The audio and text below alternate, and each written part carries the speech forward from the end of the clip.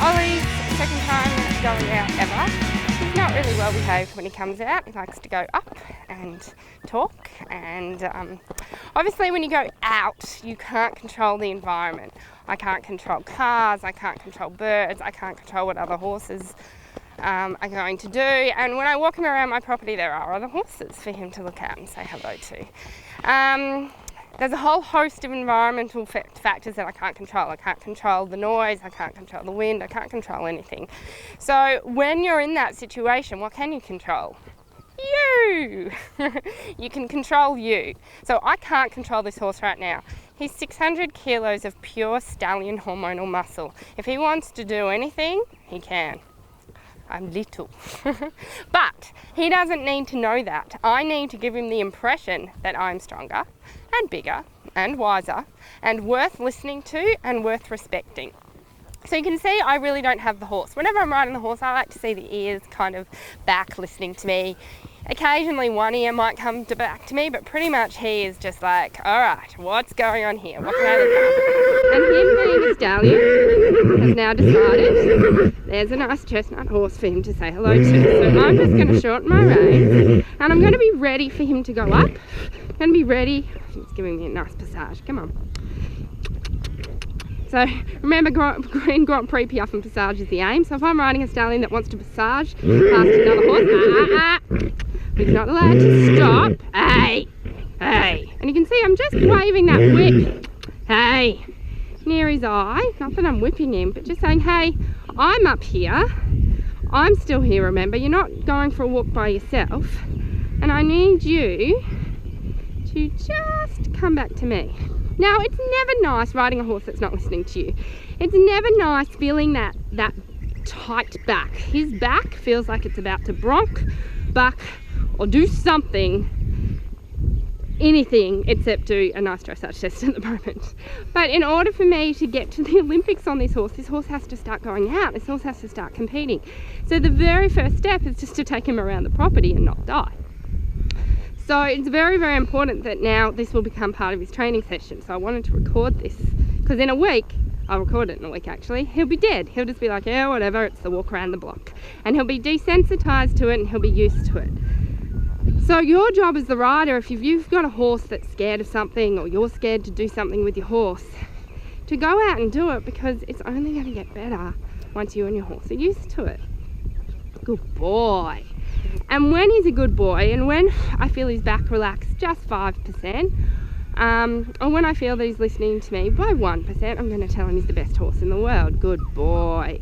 Now he's going, oh, there's another horse up here, and there's a mare up there, and there's foals up there, and oh, what should I do? I just I'm half halting, a little bit on my left rein, a little bit on my right rein, saying, well, what you do, buddy, is you just stay walking, and my legs are a little bit closed because he's kind of backed off. He's not walking as smartly. It also could be because of a hill, and he's a Frisian. He's like, oh, here's a big hill.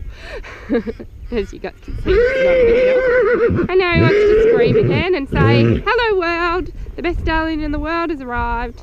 And I'm just going to say, hey, you've got a rider again. Remember, you've got a rider again. And my job is to be the calm, confident Zen master. Ready for the worst. So prepared for the worst. I'm prepared to go up with him in a second if he rears.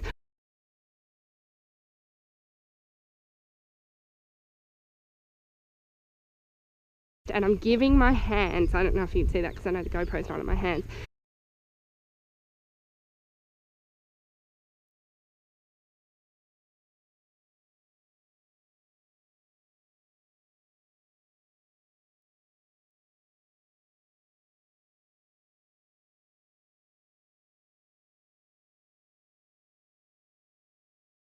I hit the tension. No. So I use my voice a lot because he's allowed to be a stallion, and when we take him to the breeding part, we want him to be screaming and we want him to be a stallion because otherwise we won't be able to breed him.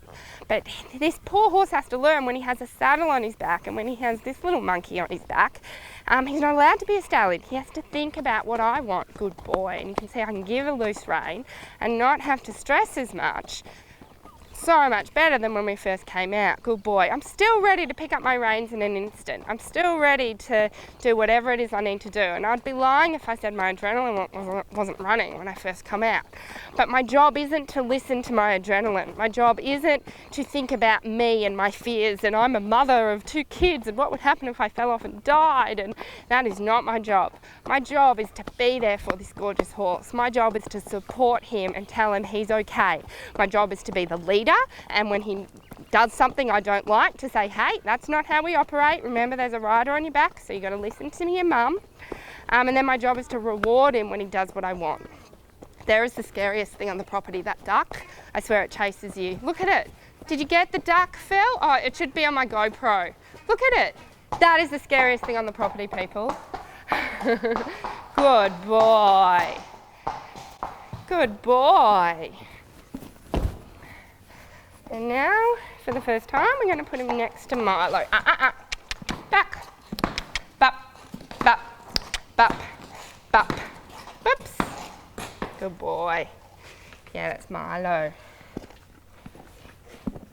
That was really cool.